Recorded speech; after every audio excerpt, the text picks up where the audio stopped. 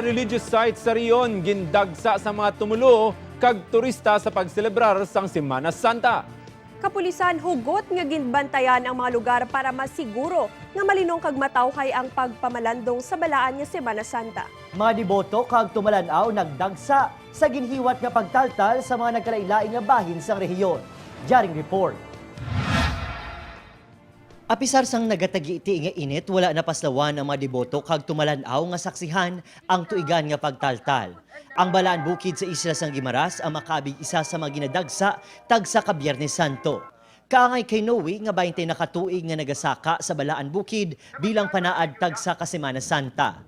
Sa mga trials sa kabuhi, no? So, wala mo dili mo mabatyagan nga pagsakripisyo, pagantos, pagsaka diri kagang unong sa katakamatayon ni Jesucristo. Sa sulod sa 38 katuig, si Manong Lorenzo wala man nagakapaslawan nga magpakigbahin sa pagtaltal sa Guimaras. Bungod sa iya panaad, mabatsyagan sini ang gahom sa Ginoo sa tagsa kaadlaw. Ang iningahili ko ito, panaad ko din kada tuig. As daw nga nagapangabuhi ako, ma-encourage ako bisan kundi anak ko nila ibutang araw.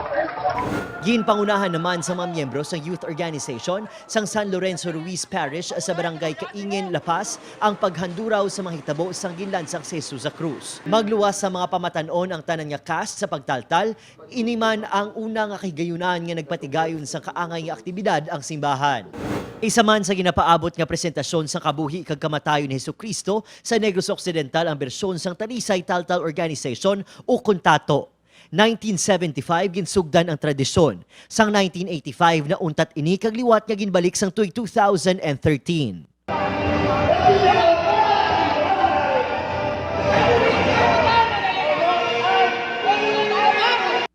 Ginpasa-pasa na sa mga nagkalain-lain nga pamilya ang mga karakter.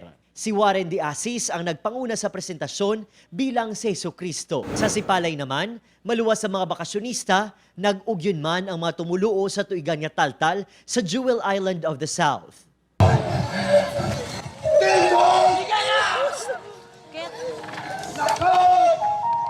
Ginpangunahan sa mga pamatanon ang dramatisasyon nga naglibot sa mayor nga dalanon sang syudad. Ang mga kabataan mismo ang nanguna sang produksyon nga ginakabig sang mga ini nga talaksan sang ila pagtuo sa mahal nga makaako. Upod si Reynald Castillo, Adrian Prietos.